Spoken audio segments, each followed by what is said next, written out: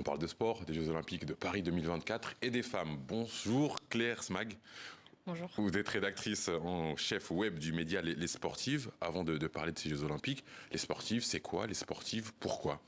Alors, les sportifs, ça a 8 ans. On vient juste de fêter notre 8e anniversaire au printemps. C'est un média en ligne. C'est aussi un magazine qui sort 2 fois dans l'année. Et puis, c'est aussi des podcasts, des livres maintenant. Donc, c'est quelque chose qui est assez complet. L'idée, c'est évidemment de mettre les femmes au cœur des sujets sportifs et aussi des enjeux, puisqu'il y en a un certain nombre à relever.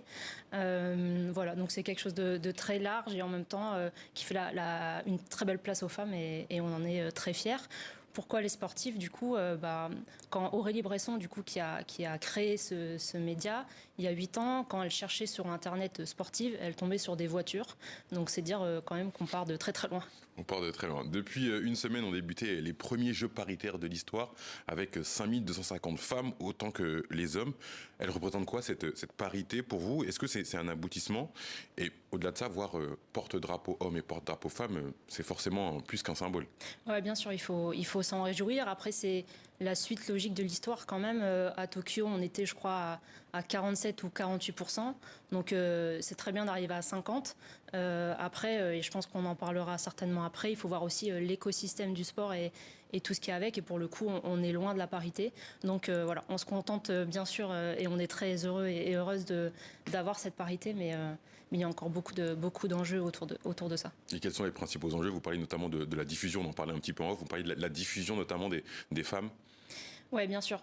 Juste pour reprendre un chiffre, on a dans les derniers rapports de l'Arcom, on sait que 4,8% des retransmissions sportives sont consacrées à la pratique féminine. Donc 4,8%, c'est ridicule. On peut aussi se satisfaire puisque ça augmente, mais c'est quand même catastrophique, quoi. On est loin du compte. Ce début de Jeux Olympiques Paris 2024 a notamment été marqué par une polémique. Elle concerne la boxeuse algérienne Iman Relif. Elle a subi une véritable campagne de haine sur les réseaux sociaux. Et c'était malheureusement pas la première fois qu'une athlète hyper androgène est ciblée. Oui, bien sûr. Après, de manière générale, le corps des femmes et le corps des sportives est toujours pointé du doigt. C'est pas nouveau, ça arrive encore et c'est très problématique. On ramène souvent les sportives à leur corps, à leur féminité, etc. C'est un des sujets centraux d'ailleurs qu'on a l'habitude de traiter. Après, il y a des enjeux aussi derrière ça, un petit peu politiques entre les fédérations, le CIO, etc. C'est un sujet qui est quand même extrêmement compliqué à traiter. Comment faire en sorte que les performances des femmes soient traitées comme celles des hommes? Comment faire en sorte qu'une Romane Dico, Clarisse Agbenienou, Charline Picon, Cassandre Beaugrand, j'en passe, soient traitées comme les hommes, soient valorisées autant que les champions masculins? Alors sur les Jeux, il y a quand même une parité dans la diffusion et ça c'est très positif. Le problème des femmes dans le sport et du sport au féminin, c'est que c'est très dans l'événementiel. En fait, on en parle à un instant T et puis le reste de l'année, ça fait pchit. La différence entre une Romane Dico, par exemple, alors qui est plutôt bien médiatisée pour le coup, par rapport à un autre sportif qui serait très connu, c'est l'idée de créer un récit. En fait, on s'attache au personnage et on s'attache.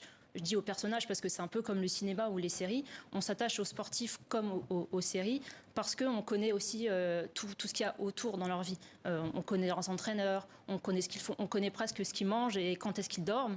Et ça, on l'a pas chez les filles. Et c'est aussi pour cette raison qu'on s'y attache moins et que dans l'année, peut-être, on va moins s'intéresser à leurs performances. Donc il y a tout ce travail-là qui est à faire. Il y a aussi les moyens qu'on met en place pour la retransmission, comme vous avez dit.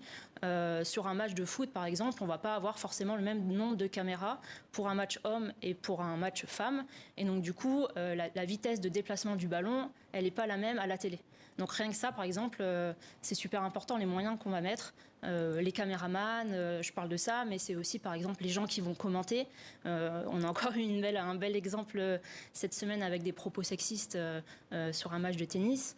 Voilà, donc il y a vraiment tout l'écosystème autour de la médiatisation qui est pas du tout mixte et pas du tout paritaire et ça a une influence vraiment importante. Les médias ont un rôle à jouer, ont leur rôle à jouer. Vous parlez tout à l'heure des propos sexistes qui ont été sanctionnés selon un communiqué de la radio en question, mais les médias ont aussi leur part à jouer, leur rôle à jouer. Oui, bien sûr. Mais en fait, dans les rédactions, il y a très peu de femmes. Encore un chiffre, mais qui est, je trouve, extrêmement important. Sur les retransmissions sportives féminines, il y a seulement 11% du temps de parole qui est donné à des journalistes sportives ou des experts, des consultantes.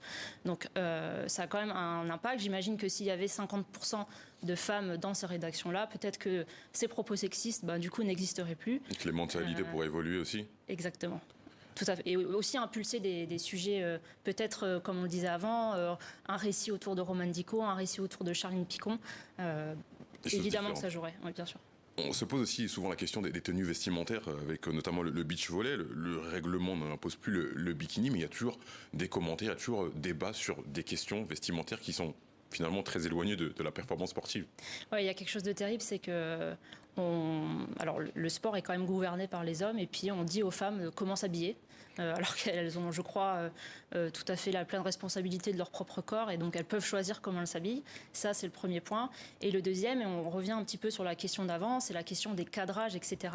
Est-ce qu'il n'y a pas aussi un travail à faire autour des cadreurs et des cadreuses? Alors, il y a beaucoup de cadreurs dans la télé, mais sur comment est-ce qu'on présente et comment est-ce qu'on on récite ce sport-là, comment on le diffuse à la télé. Je pense qu'il y a des cadrages qui ne sont pas nécessaires et des commentaires qui ne sont pas nécessaires non plus. C'est des championnes, elles s'entraînent toute l'année autant que les hommes.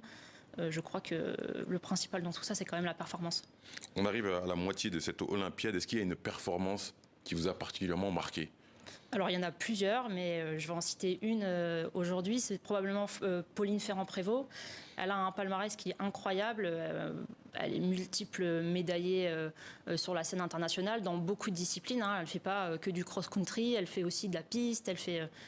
Enfin voilà, elle est incroyable, et il manquait à son palmarès justement 7 médailles olympiques, et on la voit très bien à la fin de sa course quand elle gagne la médaille d'or.